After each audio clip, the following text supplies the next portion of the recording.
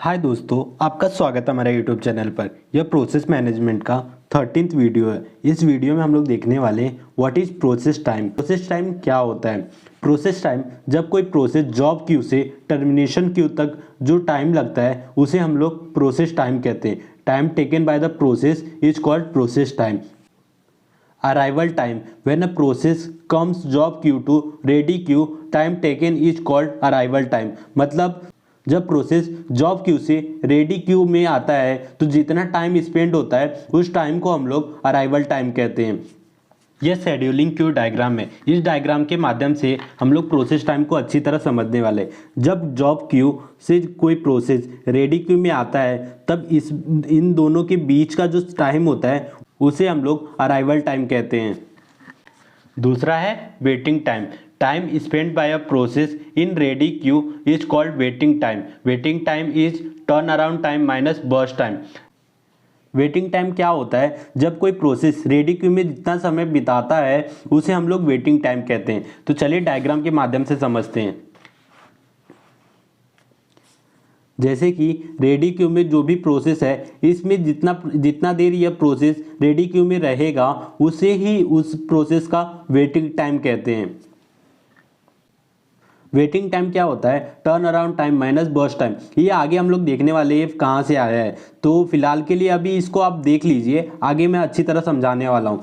फिर अगला है हमारा burst time. Time spend by a process in a CPU to execution is called burst time. Burst time क्या होता है कि जो भी प्रोसेस सीपीयू में जितना देर एग्जीक्यूट करता है उसे उस प्रोसेस का बर्स्ट टाइम कहते हैं।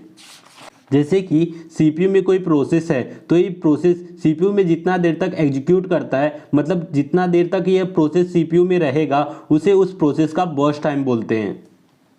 चौथा है input output burst time. Time spend by a process in a input output Q is called input output burst time.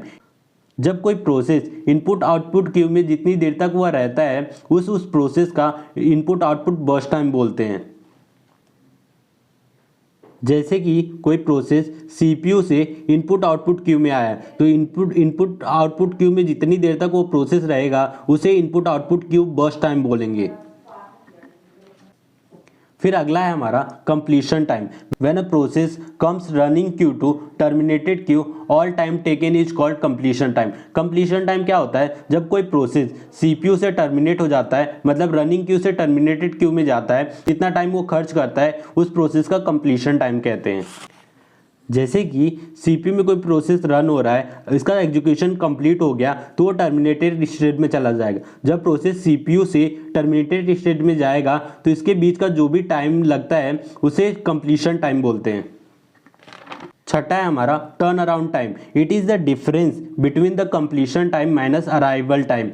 जब कोई प्रोसेस अराइव होता है और जब प्रोसेस वो कंप्लीट होता है तो उनके बीच का जितना टाइम लगता है उसे टर्न अराउंड टाइम कहते हैं।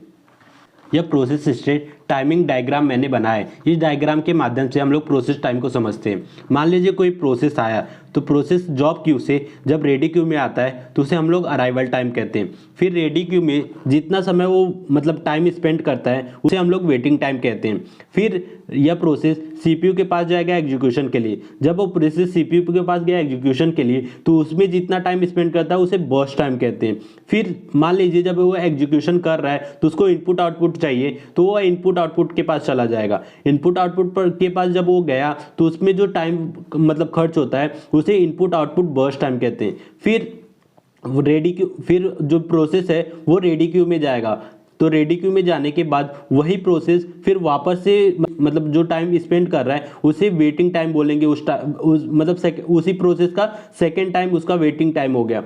फिर प्रोसेस जाएगा सीपीयू के पास एग्जीक्यूशन के लिए तो सीपीयू के पास जितना टाइम वो स्पेंड करेगा फिर उस प्रोसेस का बर्स्ट टाइम मतलब उसका सेकंड बर्स्ट टाइम होगा। मान लीजिए जब प्रोसेस सीपीयू पर रन कर रहा है तो कोई इंटरप्ट जनरेट हुआ तो फिर वापस से वो रेडी क्यू में आ गया तो रेडी क्यू में जब आया तो जो टाइम स्पेंड करेगा उसे वेटिंग टाइम उसे कहेंगे। तो इसका थर्ड वेटिंग टाइम है। फिर वो सीपीयू के पास जाएगा एग्जीक्यूशन के लिए तो इस टाइम पे उसका मतलब जो टाइम स्पेंड किया है सीपीयू में उसको बर्स्ट टाइम कहेंगे। तो ये थर्ड टाइम उसका बर्स्ट टाइम है। फिर इसी टाइम इसका प्रोसेस का मतलब कंप्लीशन एग्जीक्यूशन कंप्लीट हो गया तो जब कंप्लीट हुआ तो उसके टर्मिनेट स्टेट में चला जाएगा।